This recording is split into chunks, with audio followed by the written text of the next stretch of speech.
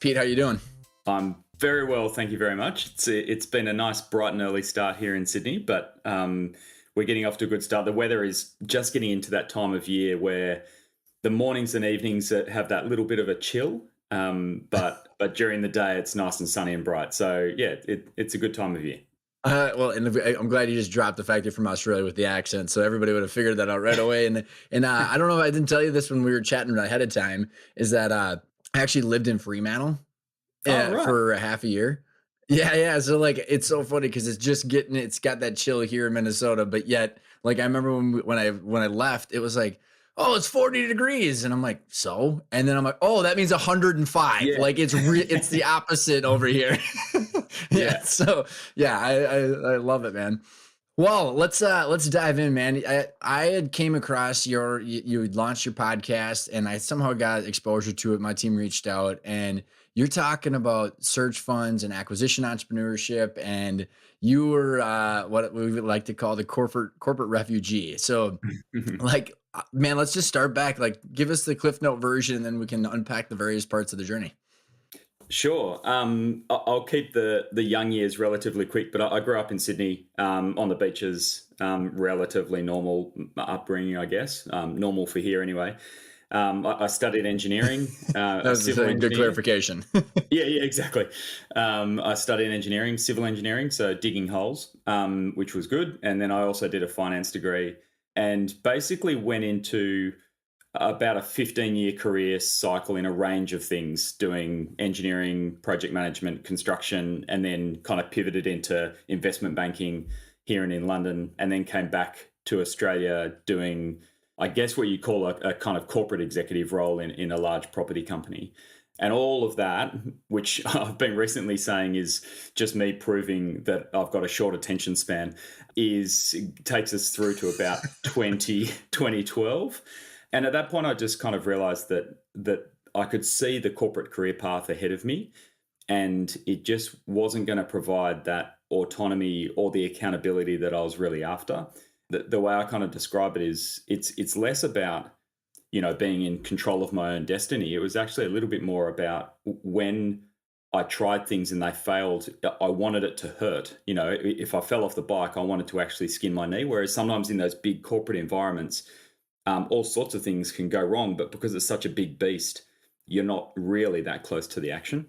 So without any knowledge of search or ETA or any of those terms, me and a mate of mine thought, why don't we go and buy a small business to run? We had thought, should we start something? But I think with a bit of self-awareness, we decided that we weren't the startup people. Like, we didn't have this great new idea that we wanted to kind of bring to the world.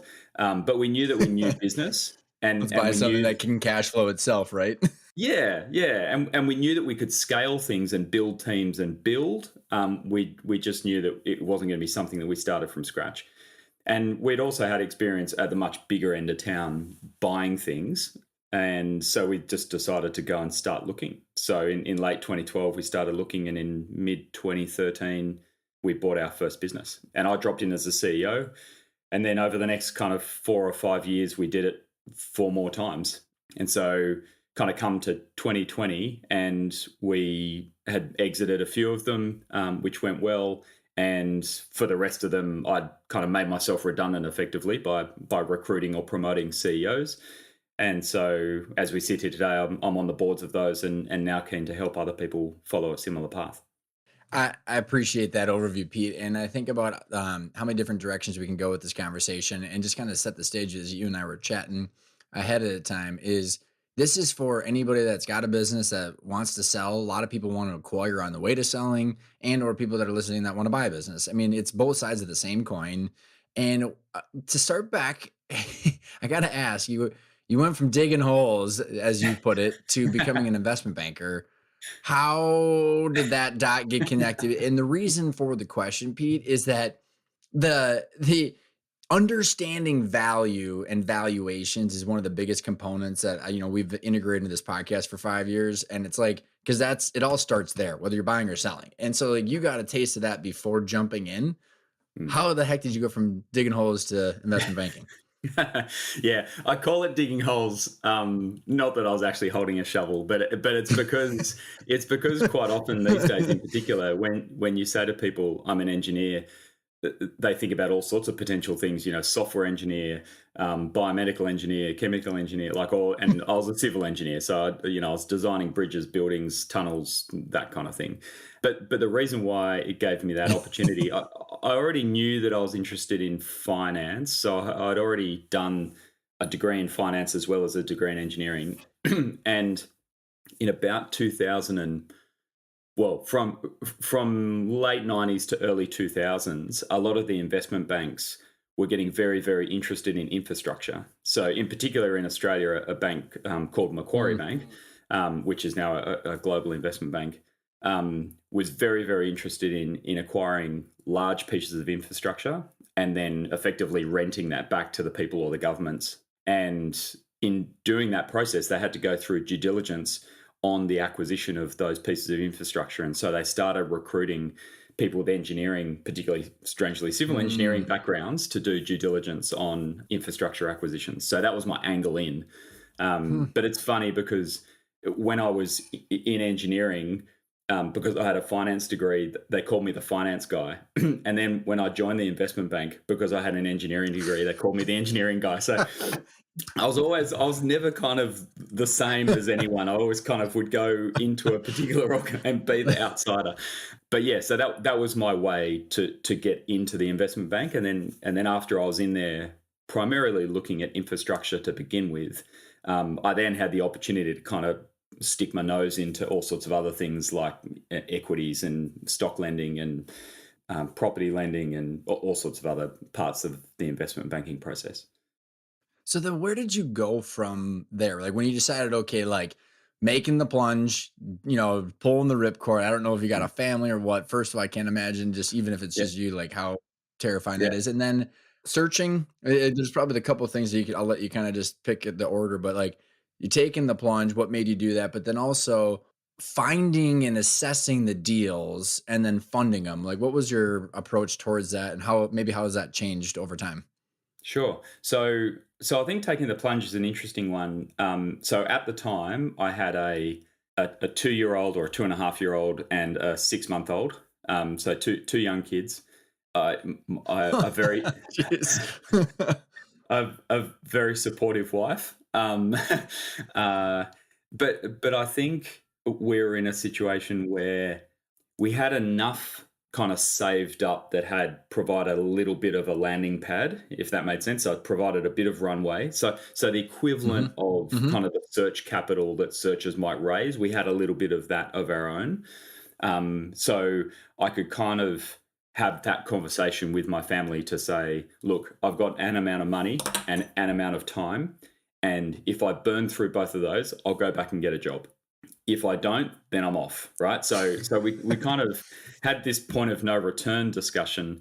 And also at the time I was 35. So kind of early to mid 30s. And so if everything kind of goes wrong in your early to mid 30s, there's still plenty of career left if you need to build stuff back again. So I kind of thought if it was ever going to be the time to take the risk and for it all to fall apart, there's enough runway to build it back up again. So there's definitely that risk. I think the other thing, and you read a lot about it in the search journals around partnered search. So I think the fact that I was doing it with a good mate of mine, we were kind of both jumping off that cliff at the same time. And so, you could look each other in the eye and go, Mhm. are we gonna do this or not? And luckily it wasn't like jumping into the pool with my kids where they count to three and I jump and they don't. So yeah, it was useful. It was useful to have someone next to you to do it alongside. So yeah, so like I think the thing that I definitely say to people that are thinking about it is it's a whole of family decision. So you need to make sure that you've got the support of your partner and the other important people around you when you do it, because it's not just like taking another job. It is a whole of kind of family decision that you need to make sure that you've got clarity on. So I was gonna say, like, when you guys you got a little bit of, like you said, a little bit of money and a little bit of time, and you had like kind of that allocated. What was the process you and your mate went through to say this is the type of business, Mm. this is the size, and this is the deal structure. Yep. And then what was the vetting out process? Because I think this is relevant for both sides of people that are looking to buy, but also people that, get their door knocked on from people like you. Like Mm. understanding both sides of the coin are just are super important. Yeah. So I think a few of those parameters were relatively easy. Like, so what size of business?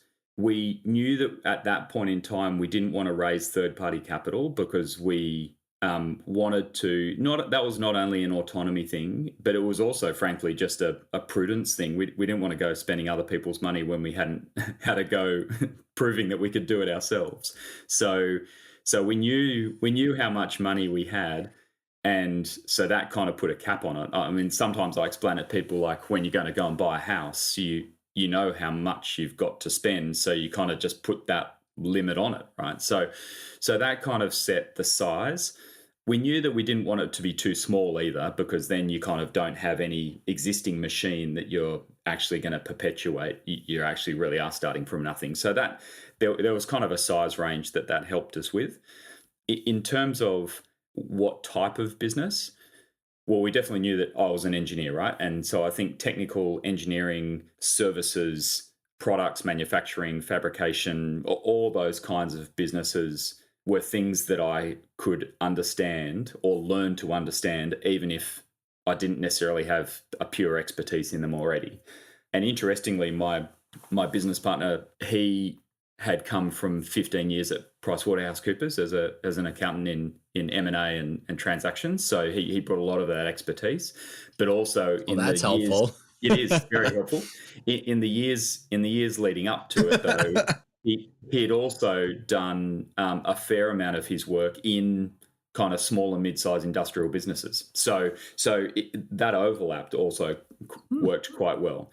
So I think we're looking for businesses of a certain size, capped by how much we as a pair had to spend. We were looking for businesses in an industrial kind of engineering space, so that at least if we didn't know them on day one, we could learn them. So we weren't looking for retail FMCG kind of software, like anything like that just yet, because we wanted to be really confident we knew it. Mhm. Very different to a lot of what search will tell you. We did look for something that was just in Sydney. So we didn't. We both had young families. We weren't going to uproot them. We both have. I mean, my wife is a chartered accountant, Right. and his wife is a professional lawyer. So both of them have like had career paths and all that kind of thing that we weren't going to uproot. So that also put a kind of regional Mhm. boundary on it. So that kind of was the starting filter. We knew where we wanted to buy, we knew what size, and we knew kind of what sector.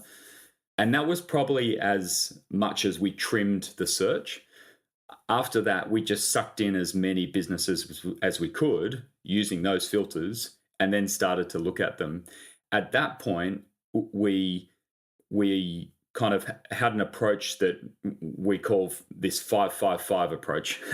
And the way that we define that is it's 5 minutes, 5 hours, and 5 days. And obviously those timeframes are not accurate, but they're representative, right? Mhm. So in the 5 minute test, when you first get an IM or a document that's discussing the business for sale, you can spend 5 minutes understanding kind of three main things, which is one is it in the right industry? Like, is it generally in an industry that is suitable for you and in an industry that isn't massively running backwards? It doesn't need to have it doesn't need to have huge tailwinds, but you definitely don't want to be swimming against the current, right? So is the industry generally okay for you and for itself? The second question is, does this business have something special about it within its industry? Now, that doesn't need to mean that it needs to be unique and have no competition, but we liked those businesses that are more than just the generic form of what they are. So, for example, the first business we bought, you could put under the banner of electrical services on mining sites, but actually what it does is the calibration of the measurement instruments. So it's something a little bit special within the realm of electrical services within mining, right? Oh, super So cool. yeah, so it means that when that business turns up on site, it's just that little bit special, more than just all of the other electrical services that turn up on site, Hmm. and that just gives you a little bit better opportunity to offer services at a premium, to make sure you're attracting the best of breed of people within that industry and those kinds of things. So that's question number two. Is there something kind of special? And question number three is, what difference am I going to make? Like, if there's nothing that I can do that's going to make it any better than anyone else, then how am I, firstly, going to compete in the bidding process, and secondly, going to make anything of it after I've bought it? So that kind of 5-minute test is kind of industry. Is there something at least a little bit special about the business? And is there something that I personally can bring to this? Because that's the reason why I'm buying it. I love those, man. That super easy to just then like because I can. And I'm sure you got it rattled right off the top of your head, but how many deals you look through? I mean, it's It all is about time, absolutely, yeah. right? And how I mean, like you said, time and money, and there's a direct Yeah, I correlation between mean, the two. like I got to say, I can't remember the exact numbers, but the numbers that I remember well enough is it would have been in excess of 200 businesses in a 6-month period, and Wow. it would have been about it would have been close to 50 of those we would have actually looked at in a fair bit of detail, and about 15 of them we would have had extensive conversations. We put in offers on 5 and ended up buying 1. So that was kind of the pipe, if you think about that kind of process. Say Yeah. sales No, 101, right? It's all about the yep. numbers. Fill the Yeah. funnel. Yeah. It's. I mean, I was speaking to a searcher just recently here in Australia who has just acquired his business, and he comes from a sales background, and he said, yeah, one thing about the search process for him was there's a lot about it that maps to sales. That pipeline process, rapport building, rejection handling, all that stuff is very similar. Yeah, except you're just the difference is you're begging someone else Yeah, to take exactly. your Yeah, money yeah. Rather than trying to get them, versus yeah, in sales you're trying to yeah, use it to exactly, take someone's. exactly. So, yeah, Oh, that's so I mean awesome, man. that's the first of the 5 is that 5-minute process. Those 3 questions. The next 2 bits are actually quicker to describe than the first one. Then what you do is, if it passes all those tests, a lot of people the mistake I think a lot of people make at that point is they delve really, really deeply into the numbers. Now, I think the numbers at the high level you need to make sure are okay, but I wouldn't jump into the numbers next. The 5-hour process, the middle 5, is actually all about the people. So the next thing that we try to do is, after we've ticked the box to say, yeah, this is generally a business that looks like it's right, it's met kind of all our filters, and let's just assume that the numbers are right from what they've told us. What we're going to do now is just spend as much time with the people as possible, and that's with the vendor, regardless of whether or not they're fully exiting or staying or transitioning or whatever, but also with as many of the people in the business as possible. Because, as you would well know, businesses of any size, but particularly businesses of this size, are all about the people. And if you can't see a way that you can work with those people in that team in a successful way, then it kind of doesn't matter what the numbers look like.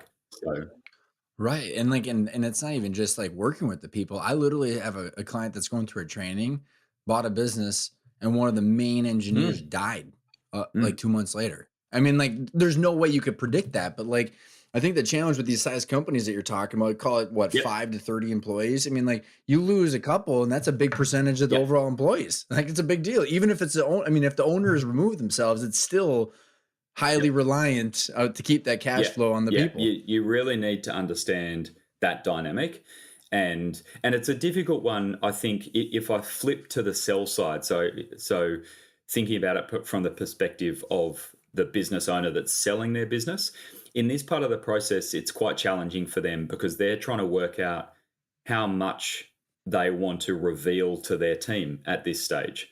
They've Mhm. got someone on the outside coming in saying, look, I really like the look of your business. I'd love to spend a bunch of time with your people. And the person on the sell side thinking, well, I'm not sure if you're going to be the person that's going to buy my business. I don't want to waste the time and energy of my people talking to you.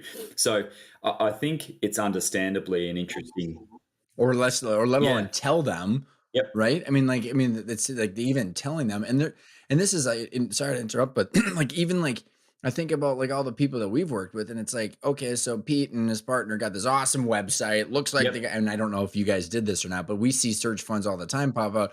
Awesome website, Harvard MBA, and like got family office money, and they're like, Yeah. well, so like, can this Yep. person handle, Yep. Kathy and Joe, who are going to be, harassing them every day, and they're going to treat my Yeah. baby correctly and give Yeah. me the money I need. So there's like this constant like Absolutely, posturing. and I think that that's where a lot of it comes down to time. So it's like when you're dealing with, I read, when you're dealing with kids, right? So raising kids, that there's this concept of quality time, and I was reading in a book the other day. It's not actually about quality time; it's just time, right? So in order to spend good time with your kids, you actually have to spend a lot of time with your kids, right? Because you never know when the quality is going to show up, um, and and it's Right. similar with this relationship building process with the vendor. It's not about just saying, okay, we need to make sure that we're going to spend half an hour here and half an hour there or whatever. It can take a lot of iterations and a lot of time. So, but by way of example, that 200 to 50 to 15 to 5 kind of process I went through, of the last 5 on which we submitted an offer and we bought one of the others in that group of 5 we bought 2 years later. And and Oh, because awesome. it was Yeah. in that 2-year period that we just continued building that relationship to a point where those sellers got the comfort that we were the right people. And so I Hmm. think it can just be time, that you need to spend with the vendor, and then getting them comfortable, and then getting them comfortable to introduce you to their people. And so that middle section is just all about people, and it's really just about saying, are these people that I think I can comfortably work with and grow and build, and is it a culture that either doesn't need to be a culture that you necessarily love, because part of what you do might be to continue to grow that culture, right? But it needs to be a culture and a team and a Hmm. group of people that you know that you can continue to build on and work with. And from the Hmm. vendors. Isn't it crazy? Like, there's a gentleman, I don't know if you ever heard of the name David Horsager, Pete. He wrote the book called The Trust Edge, and it's amazing, dude. Like everything Mm, boils down to trust. I mean, literally, if you like dove down into the concept of even money is mm, just about exchanging trust and value back and forth. And like, it's just like you have so many stakeholders, so many things, different visions, and you're all trying to like marry this all up and then pass the dollars back and forth at the last second. I mean, it's a it high is. It stakes is. deal. So yeah, and then if you make it through stage 2, the 5 hours of people, it's then 5 days. And the reason why the 5 days is so long is because this is what I'd describe as the relatively boring part. This is where you actually do like grind through the numbers, work out the documentation, negotiate the legals. That's actually the real kind of, you're appointing advisors, getting attorneys, all that kind of stuff. And that's the bit where you would hope that by the time you get to that stage, you've pretty much got a deal done. It's really then just about going through the confirmatory process and the documentation process, and getting to the end of Mhm. that transaction. Super interesting, man. I love the frame. I'm a big, I'm a geek and just love frameworks because it's just how do you Hmm. quickly think and then make decisions to learn whether you're in the right direction or going the wrong direction, as fast as possible. Going back to some of I got multiple questions about like your experience in your 4 businesses, and then also just like other searchers. If like when I look at like the size of companies, so you covered the industries, and I think the people's skill sets are important, and then like their ability to learn, etc. But when I think about like the EBITDA and the cash flow and how they're structuring these deals, and I watch so many inefficiencies in the marketplace, Pete. Like we're like so in the U.S., and I don't know how if this is in Australia, but there's the SBA loans. People can go and buy the companies Mm. 90-10 for debt to equity, and you're like, geez. And then you got to be able to like you. So like to be able to look at a business and acquire it, and then hire a GM at like $120,000, you like and service your debt and pay your taxes. You're like, you could go buy a $2 million business and literally only make 50 grand a year in Mm. cash flow, and you don't have enough money to reinvest. And like, therefore, you have to go and be the Mm. CEO and owner And then do you then grow to then afford the GM? Or like how did you Mm. solve that So, problem? so I definitely think when you, I mean, one of the things about this part of the marketplace. So in Australia, so the numbers are relatively similar. Some of the multiples on valuation are a little bit different because the market dynamics in the states is different to Australia. We don't have SBA, so we don't have that kind of fuel coming from those debt facilities. We do have debt, but it's nowhere near that highly geared. Mm. So It's nowhere yeah, near that so we ridiculous. don't have that kind of fuel added to the fire. But I mean, in Australia, so the main thing I think is this kind of mechanic where if you get earnings kind of a $4, $5, $6 million at the earnings level, then there's enough of a machine there that you can actually Mhm. have private equity and kind of third party funding coming in that can still make enough money for itself whilst it's providing enough resourcing for the business to grow, right? So then what happens is private equity comes in and there's a lot of demand at Mhm. that level and multiples go up a step at that point as a result because there's more money competing for those deals. Mhm. Right down the really small end, the businesses, as you were saying, are just too small to support themselves, but also they're small enough that transitions between family members or between management just kind of happen. Like businesses are almost just kind of transferred from one place to the other. Yeah. There's, like, no choice, Yeah. right? Like, yeah, it's like, "You're gonna finance this Yeah. seller's note, like, please be able to afford Yeah. my salary while you also get an Yeah, and increase in your it's salary just while like this they're kind of happens." buying a job. But then there's this gap in between, which is probably around Mhm. half to 1 million of earnings to up around that kind of 4 to 4.5 million of earnings. And this is that spot where kind of search and ETA definitely comes in and kind of a buyer, I guess a buyer kind of like I was, it's kind of a semi-financial buyer, but also an operational buyer.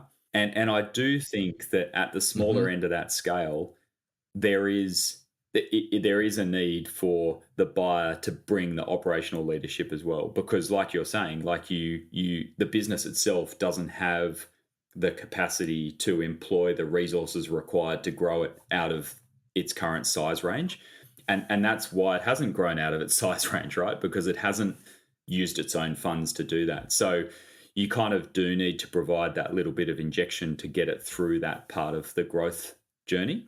But in terms of What's super interesting to me, Pete, that well, I was gonna say the like the fact that you don't have SBAs and I don't need to know exactly what the funds that you guys accumulated, but I just find it so interesting because people in their 30s and 40s, like unless they worked at big large corporate America jobs and made hundreds of thousands of dollars and squirreled away the stuff maybe in their 401k afterwards, it's just difficult to build enough equity. And especially maybe it's because of the SBA where there's overbidding where the yeah, prices just don't work, Pete, sometimes because they're like, okay, if I save the $500,000, I tap out the SBA at 5 million, but like I might need to go get 1 million or two in mm, equity in order to be able to even yeah, compete. It's just a and it's a more difficult jigsaw puzzle to yeah. But to fit. if you were to take that kind of 500,000, so just say you did have 500,000 of savings that you could put into this in an Australian context, you could probably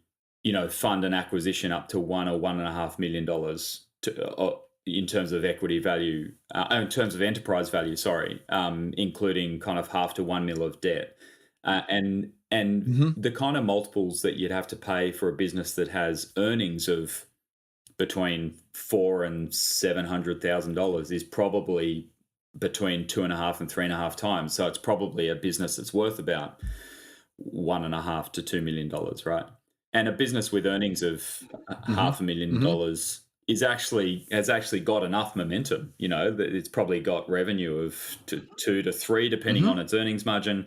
It's probably got kind of 10 to 15 people in it. Mhm. And it's probably been founded by a person or a couple of people 10 to 15 years ago from scratch and has been going along pretty well for the last 5 years, producing some cash, and they just haven't you know done the work necessary to grow it to the next stage. And that could be a great little business for someone to buy, Mhm. and particularly if then you put in that context kind of two operators that pool their funds to go through that process, it is actually possible to get a deal away at that kind of size.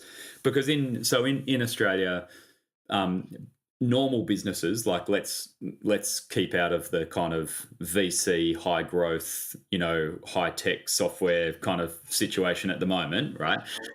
Yeah, that Um, works. That works for me. Yeah, like yeah.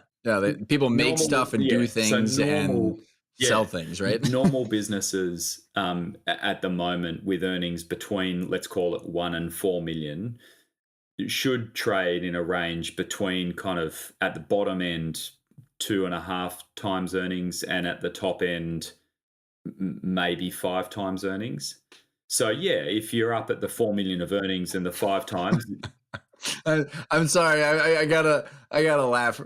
I gotta laugh right now, Pete, because I'm seriously watching companies that are doing 4 times EBITDA going for yeah, 10 times, 4 million EBITDA going for 10 times. I mean, it's right now specifically, it's and beyond yeah, insane. Like, I mean, I got people that I know that they've got their company teed up to sell to a PE firm, and they've already got that PE firm's yeah. already got other PE firms behind them waiting for them. Yeah, It's just and pac-Man. that's It's where I think ridiculous. when you start to push that at the bottom end of the private equity spectrum, you can actually really start to get that uptick because there is so much money. And the other problem is that a lot of these over the last couple of years, you've seen all these private equity firms that say 10 years ago were all crowing about doing massive deals. So they're all about the really, really big deals, right? And they're all chasing for the biggest deal. And what happened is that got so competitive and overpriced that over the last kind of, particularly the last 5 years, I think I've noticed they're all chasing for the smallest deals and they're all raising what they call growth funds, which really just means they're doing smaller deals. It's just a fancy way of saying I'm going to buy smaller businesses. I know, But right? what that means is they're all now chasing down this bottom end, and they know that they can't go much below that 4 or 5 earnings because the model just breaks at that point. But yeah, I mean, if Hmm. you can get a business earnings up to 4 or 5 million, you'll suddenly get it's like you've got a ticket to the bigger ball game, right? Like previously you're playing down here, and Hmm. then suddenly you move onto a completely different field. So yeah, and I mean, Hmm. effectively for an economic buyer of a much smaller business, it's a really nice thing to have happening because you know that if you can actually grow a business from Hmm. 1 million earnings to 4 million earnings, there's a fantastic exit waiting for you. So Let's unpack that because you've sold mm, two of these companies, and the only reason you buy a business is to grow value and have options and choices and yeah, wealth and freedom. So like what was your process or like your strategies that you once you buy it, then what? And there's in two while you're answering this two components of it I'd love to hear your thoughts on is one is for your role. I mean, it's I saw that you had gone in and you'd worked as a CEO, but then worked yourself out. That's very difficult for a mm, lot of founders, and most people don't figure out how to do that. So curious on how you did that, and then strategies to actually increase mm, the multiple. So like as you're reinvesting, how are you intentionally focused on things that were going to grow yeah. enterprise value? So so yeah, lots of things I can talk about there. So yeah, we went into all of our investments without any exit plans. So a lot of people, when they go to buy a business, they tie themselves in knots trying to predetermine who they're going to sell to and when.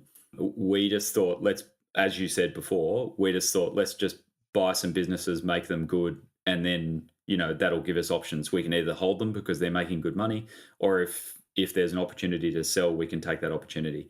With the ones that we sold, they sold much sooner than we thought they would, but the offers were good, and so we sold. And so it's also just about, without looking, you've got to be ready because you never know when that call's going to come, right? And that's a really important point, I think, for a lot of business owners out there. I think it's really important to make sure you've got your house in order because it makes for a better business and it makes for a more profitable business. But it definitely also means that if someone does suddenly come knocking, you're not scrambling trying to work out how to make your business look good because you're already comfortable that it does, right? So, Mhm. um, so in terms of But the problem with one comment on that, Pete, is that you've got the like when you're reinvesting, And you said so you're making a more profitable business, and this is a concept that I've been trying to hammer through to a lot of people over the years is that you have to reinvest to Mm, build a more valuable business. So you're going to have more profit margins, but this whole like add backs and EBITDA is going to be growing, but you're going to have to reinvest in yep. order to get that. And they hit this ceiling of how much they need to Yeah. take home from the business. So what were you doing to reinvest in things that are Yeah. actually going to grow value? What were some of the So strategies so we behind that? didn't take dividends for years. Our businesses were in an actual sense kind of only breaking even because of that reinvestment process. But we were very deliberate about saying, okay, what is the underlying business earning?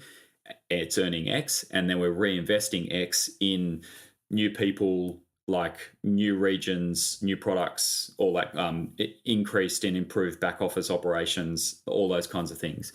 In terms of growing the business, what we did with, I'll use one of the examples. So when we went into, let's use the first business, what we looked at was said, okay, what are all the parameters against which we can grow? So usually with these businesses, because they're relatively small, the easiest, like the lowest hanging fruit usually is regional growth. So, I buy a painting business in city XYZ and now I'm going to like open up an operation in city ABC, right? Like you grow your operation to a point in a particular location where you think, okay, now I just want to replicate that in another location. So it's a relatively easy growth.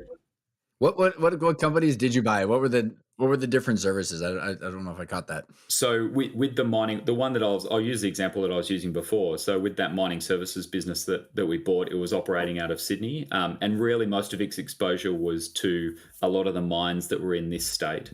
It had a little bit of exposure to mining operations in other states, but not really. And so what we did was we grew it here and got that platform relatively stable, and we grew that by a lot of it's almost we recruited ahead of the curve. We knew that our technical services team was really our lever to revenue because if we could sell things and sell Hmm. services, we needed to be able to resource those. And a lot of the way to win in that business is to be available first. So when there's a breakdown, when there's a problem, if you can get your guy to site first, then you know that you'll probably be able to at least have the first crack at the job. And but what that requires, though, to Hmm. your point, it requires you to invest in unutilized people. You've got to start saying, like, you'd say to the existing owner, you've got 3 technicians, we need 5. And he'd say, but I don't have work for 5. And then you'd say, well, you're not going to get the work for 5 unless you've got 5, right? So we went out and actually recruited we recruited these people before we needed them, and that enabled us, like, utilization dropped, profitability dropped, but suddenly we had capacity, right? So then we could start to service more sites, and then it was just a matter of saying, okay, well, now we want to open up an operation in Brisbane, which is the capital of the state to our north. And there were a few competitors that we potentially looked at buying, but the prices that they were after for their businesses were just way too high. So we had to recruit for that position. So we found 2 guys to recruit, a kind of more senior manager guy and a really capable technician up in Brisbane. And we recruited them. We rented some space, put up a signboard, and started them selling in and around that location. And interestingly, that Brisbane office grew very, very quickly, not least of which because those 2 guys are awesome. And that guy that we recruited to run that Brisbane office ended up becoming the CEO that replaced me. But recruiting in that business made a big difference, and that was where we spent the money because it's a people business and it's a services business. To use another example, we bought a technology kind of industrial products manufacturer in Canberra, which is just to the south of where I am here. And that business, the growth parameter for that business was production capacity, not servicing capacity, right? So they designed a really interesting product, Hmm. and they were continuing to manufacture it effectively out of the R&D lab, right? So they designed a really great product and they'd engineered it really, really well, but they hadn't designed it for manufacture. So they could produce X number of products, but they couldn't actually scale above that because their manufacturing processes weren't scalable. So where we invested there was less Hmm. around recruiting more people, and it was around buying more space, like increasing and improving the workflow around manufacture, outsourcing the manufacture of certain sub-assemblies. So investing in what is it that is going to increase the capacity of this business, and you have to invest in capacity. It's not exactly like that movie where they say build it and they will come. You don't want to be completely blind, right? But but you do need to understand what capacity is your constraint right now, and how can you invest reasonably in that capacity to create the ability for you to grow into it.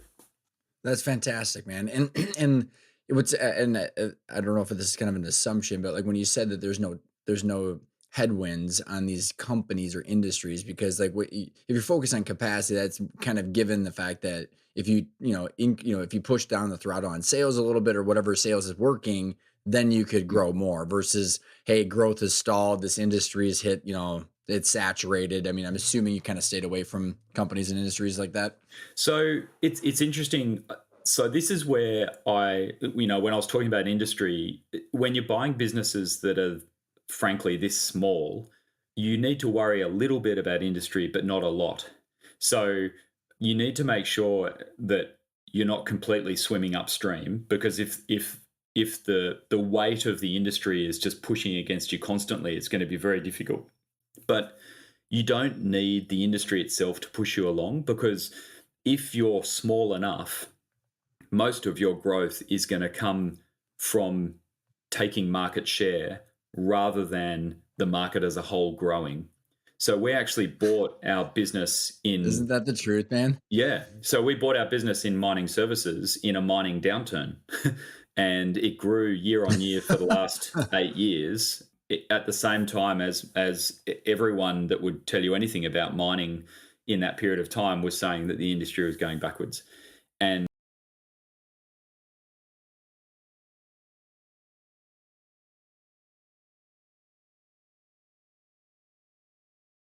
than necessarily what's happening to your industry as a whole. It's interesting that you say that, Pete, because we had a client that in the manufacturing, won't say the exact specifics, but Mm. like literally they're like $15 million and like, oh, we got to diversify it, da, da, da. And like my business partner was like, you realize that you have 1.5% of Yeah, total market value here. yeah, Or I don't even know if it was even in the yeah, single digits. It's like, just go do what you're doing more. in other places and Yeah, more. It's like yeah, not that, yeah, more of it. totally. It's absolutely right. Right, like if you get the perspective of there's almost never been a time when I've been involved in a business where I've suddenly thought, you know what, we're capped out. There's probably one business that I'm still involved in right now where we're getting close to that, but that's in a very specific marketplace. But yeah, more often than not, it's exactly as you say. Like, have a think about your total addressable market. Have a think about how much of that you currently Mhm. have. Would it be good if you could double your revenue? The answer is probably yes. Well, in order to do that, you only need to take another 0.25 percentage of points of the market in order to double your, like, Right. you'll you'll probably be okay, right? You just got to do that daily tactical competition is what it all comes down to. And I think there's usually with these businesses there are two elements that seem to show up often in terms of business improvement, and one is business operations. So they've usually been a little bit starved in relation to really improving their back office operations and the efficiency and effectiveness and accuracy and reliability of their operations. And that goes to things like accounting and reporting and internal processes. You often find a lot of paper processes, you often find a lot of duplication, multiple checkpoints when there could be one, all these things that have just been layered Mhm. on top of each other over time for the comfort of the owner when they're not necessarily needed for the efficient operation of the business. So business operations is usually, if ever I go into a new one of these businesses, I'm pretty certain there's going to be opportunity with operations. Mhm. The other one is everything in that whole realm of sales and marketing. So usually the response will be, oh, yeah, we've grown mainly through word of mouth. Oh, we don't usually need a great website. We don't need lead generation because all the work comes to us. Everyone knows that we're great, and that's why we get all this good work, right? So, which is excellent, right? That means they are doing good work. But it also means that if you want to rapidly increase revenue, there's probably not a lot you need to do to their marketing and sales methods to have a Mhm. relatively big impact. So those, like, it's unlikely you're not going to find value in business operations and kind of sales marketing in terms of top line growth. Super interesting that you say that, Pete. So, like, there's been like, I think we're close to like 400 people now that have gone through our training in the last 18 months or something like that. And Mm. because I'm seeing like real companies, kind of like when you see in deals too, like you just get this kind of like themes that you see. And the part of the intentional growth framework literally came from almost every time you buy the business. So, or like if the current owner, you start it, you get your financials in order so you can actually clearly see where everything's at, and you get a valuation. So you have a stake in the sand, strategic plan, sales and marketing. Yeah. And like Yeah. every time that ends Yeah. up being it, and then you execute like hell. Like it's Yeah. almost it's part of our process because the market and the volume, it just showed it. Yeah, absolutely. And one of the things is it's a bit like lighting a campfire. You want to make sure you've got, how when you're lighting a campfire for the first bit, you're constantly feeding it leaves and sticks and more wood, and you have to tend to it the entire time. And then it suddenly gets to this tipping point where it's got its own kind of core of heat and energy, and then you can walk away from Hmm. it for a bit and come back, and it might need another stick here or a log there, but it's got its own self-perpetuating heat. I think a lot of businesses that are down at this smaller level have almost never got to that self-perpetuating heat point. And so the owners are constantly dragged into them because they're constantly having to put more sticks on the fire to keep it going. The real kind I of the first. love that analogy, man. I Hmm. No, sorry. I was just going to say that after you buy one of these businesses, the first horizon should be to get to that tipping point. After that, then you've got options, but the first step should be to get to that tipping point. Well, and it's super interesting. Like, I love the analogy, Pete, because it literally goes back to my original question about the cash flow and the ability to reinvest. Because like those are own coal, like the embers or whatever, like the Mm, coal is like the cash flow is the oxygen. And like so many times these entrepreneurs are taking the distributions out when they should be reinvesting for growth. And yeah, so they're suffocating their own company versus just shifting their mindset and like then putting that to get to that tipping point themselves. yeah, So outside of the sales and marketing and the operations, before we get into, I got a couple questions as we're getting close to the wrap up. Is like mm, how did you go about working yourself out of the business as the CEO once you were in mm, there?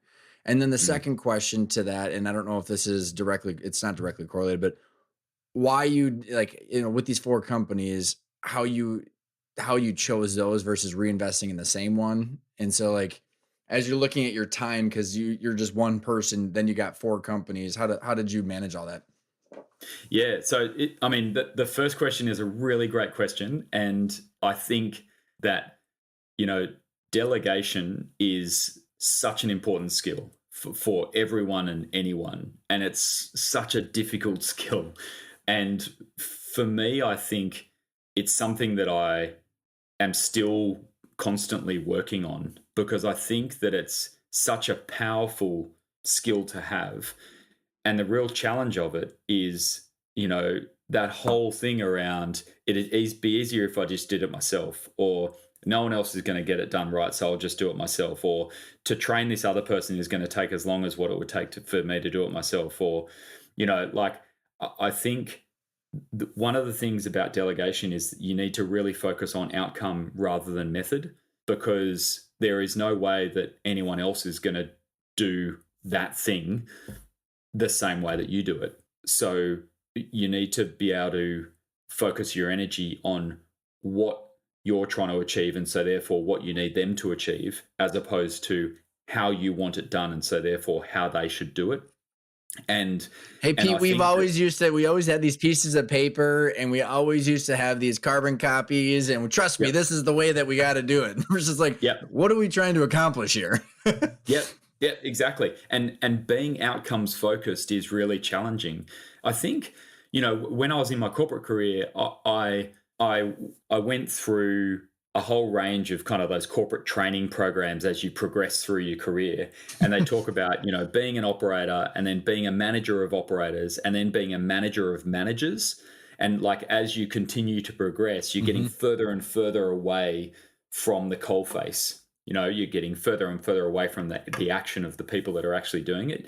And so there's a whole bunch of kind of analogies that I talk about when thinking of this whole delegation process. But definitely raising kids is a great example for delegation, right? Like there's no way that I can control the way in which they do anything, right? But hopefully by providing the guidance, I can get them to achieve the outcome I'm after, right?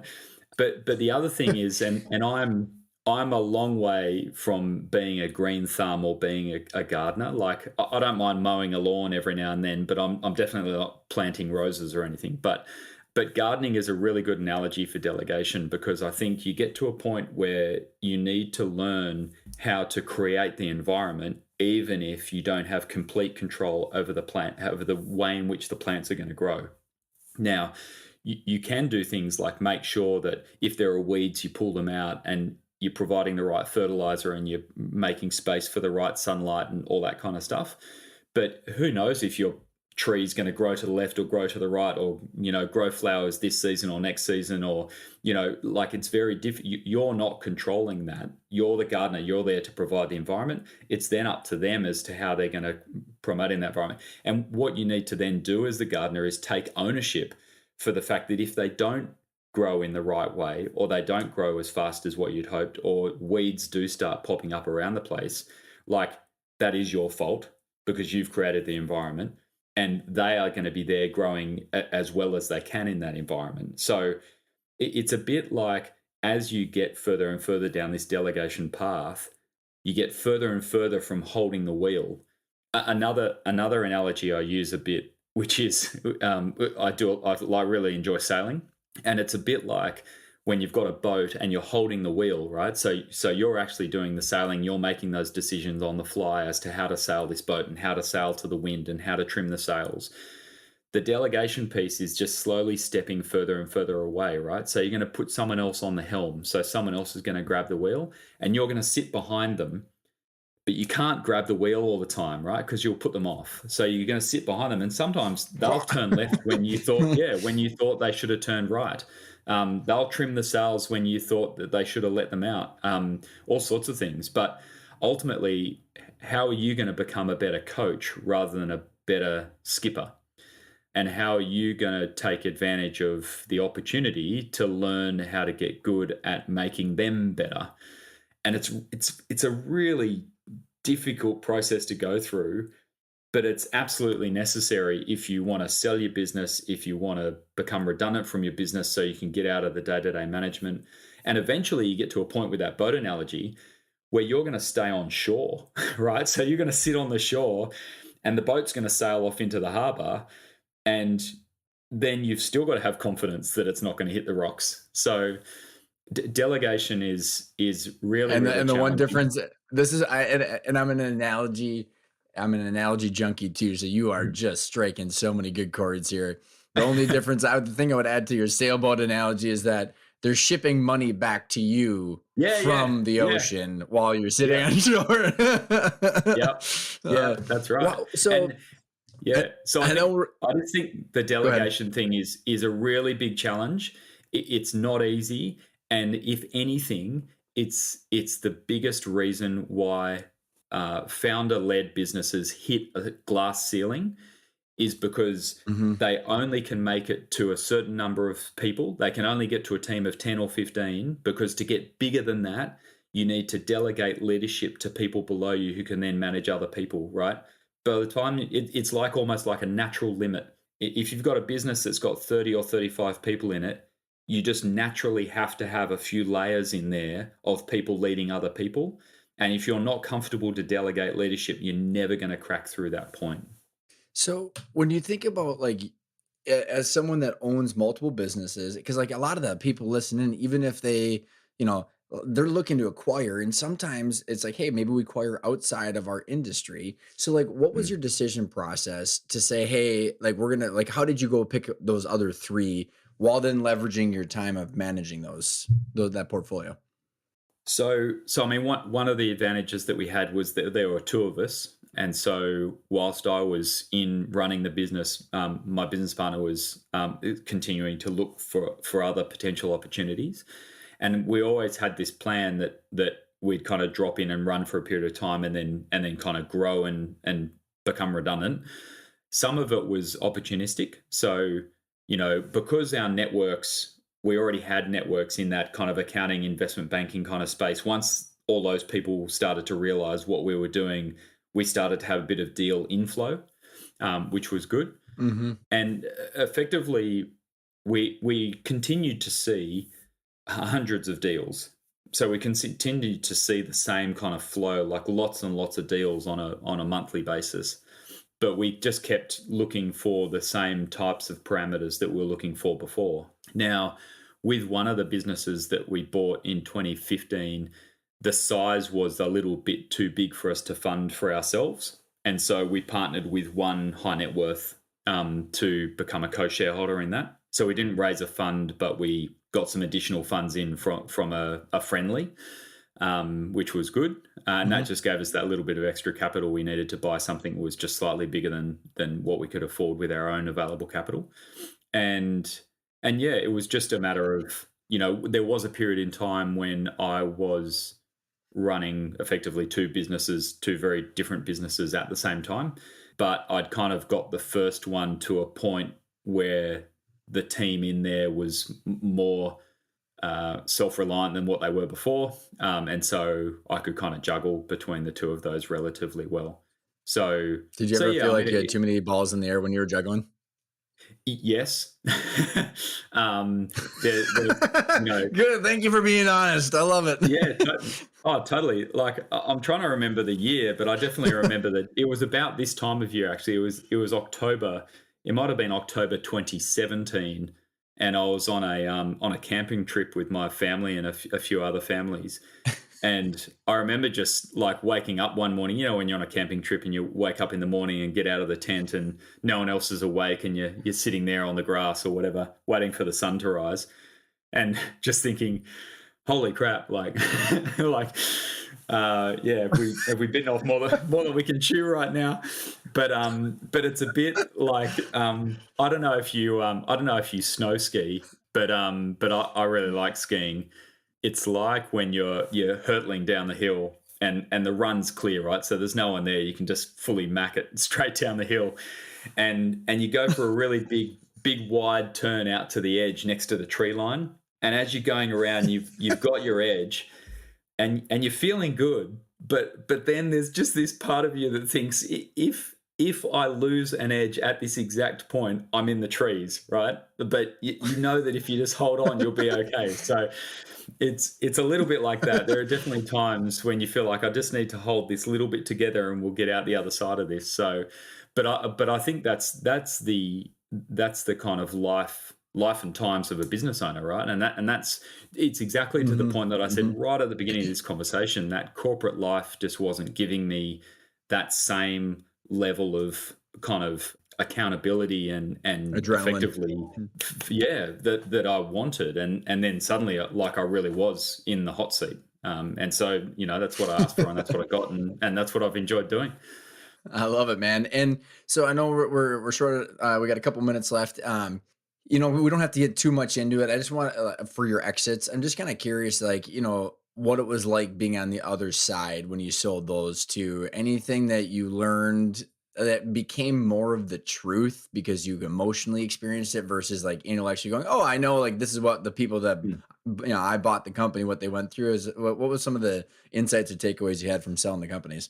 Yeah, so I think going through the sales process again is a little bit like that delegation process we were thinking before, like the people coming in to say they want to buy it have got their own ideas of what they want to do with it, and you need to be ready to kind of be open to those ideas, because in that exploration phase, you don't want to be constantly shooting down new ideas that the new buyer might have, because then, frankly, you're just going to put them off anyway, right? Like, you know, oh, we're thinking we Mhm. might do this business after we buy it. What do you think? If you say, oh, that's a stupid idea, then, you're not necessarily generating the right environment for them to be wanting to buy your business. So you do need to be open minded about what the new owners might be wanting to do after they've bought it. And I was talking to my wife last night about this. Like, you need to be in a position where you can be proud of what your business becomes even years after you've sold it, because it doesn't mean you necessarily need to be proud of what the new owners have done with it, but you should be proud of the fact that you got it to here so they can take it to there. Do you know what I mean? Like, I think Mhm. a lot of people think that kind of their journey ends when they sell it, and then after that, like, I'm just going to forget about that thing because someone else owns it. But the only reason they own it is because you built it, and the only reason it can get to wherever they take it is because you got it to where you took it, right? And you need to be really proud of that point. So I think being really proud of getting it to the point where someone else is interested in buying it, will help you let go of those things you need to let go of in going through the sales process. I think, interestingly, the two that we sold, as I said, they sold probably sooner than we had expected. So yeah, I really love both of them. But the one that we bought back in 2013, we still own today. Now that one, when we get to the point where that goes for sale, which I think is still a few years away yet, but I think emotionally for me will be a lot more similar to a lot of the other sellers that I've dealt with who have been in their business for 10 or 15 years. So I don't think I've yet experienced the full emotional kind of separation process, as a business owner, because it's probably that Mhm. one where I literally have taken it from 5 employees to 35 employees, and it's continuing to grow. It is a much more of an emotional journey with that one. So it'll be interesting to see how I handle it at that point. The jury's still out, but I hope that I can listen to my own advice at that point. There's a really good book, Pete, called "Finish Big" by Bo Burlingham that I read afterwards. Talks a lot about that, and you actually almost verbatim said like the most happy entrepreneurs are the ones that are proud of how it all went down. I Mm, mean, summed up very, which there's a lot underneath the being proud. What does that mean? But they felt like they were treated fairly, and they're proud of how it all went down. So it's interesting. But mm. last question, I would say the two last questions as we're wrapping up here is. One is I love to ask what the word intentional means because it's the name of the show, and I think it's just a fantastic word. So, what does the word intentional mean to you, Pete? So for me, it means kind of being deliberate, like not taking things by chance. And there's always that situation where people think if they either don't make a decision or postpone a decision, that they're not making a decision, but by default you are. You're deciding not to decide, right? Like, I think being deliberate and intentional is about saying, you know what, I don't know all of the answers. I don't know. I don't have 100% resolution on what the environment or the picture is in front of me right now, but I know enough to make a decision, and I'm going to make that decision. I'm going to move forward with intention, right? So, and I know that when I take that step forward, part of it's going to be wrong, but that's okay, because at least it's going to be a confident, intentional step. And when I finish taking that step, I can then look around again with the new information I've got and make another intentional step forward. So, we were talking about the sailing analogies before. Sailing is very, very much like that. Like, who knows when you're tacking your way down a bay, whether you should tack now or later or sooner, whether you should head upwind or downwind, whether or not there's a gust coming, like, you don't know. But at that point where you've got your hand on the wheel and you say to your crew, we're going to tack now, we're going to change direction, you don't kind of half do it, or don't say, oh, let's just not make that decision now, let's wait a bit. Like, by waiting a bit, you've decided to wait, or by tacking, you've decided to decide. So Mhm. if you're going to decide, then put your intention behind it and make it happen. And because the other thing about being intentional, being truly intentional, I think, is actually acknowledging that there's a high likelihood that you'll be wrong, and that's okay. Because at least if you go forward with confidence, then you can continually course correct as you're going. Mhm. Whereas if you Ooh, I weren't like that. intentional in your decision making, how will you ever know like how right or wrong you were in order to improve for the next decision? So yeah, intentional for me is about just being deliberate and making confident steps, knowing full well that you're never going to be 100% right. Pete, that is fantastic, man. I absolutely love it. If people want to find you, your podcast, your services, what's the best way to reach you? Well, definitely on LinkedIn. So I'm relatively active on LinkedIn. You can always send me a message on there or connect up with me on there. I post most of my stuff on there as well. So if there's anything of interest, I've got a website where I host stuff, which is just peteseligman.com.au. But yeah, probably LinkedIn is probably the easiest for people to reach out, and like I'm really keen to speak to anyone in this space just because I love it. It's like a sport for me. I really enjoy kind of hearing the stories and kind of thinking about the challenges. And so yeah, happy to chat. Pete, thanks so much for coming on the show, man. I had a blast. Yeah, me too. Thank you very much for having me.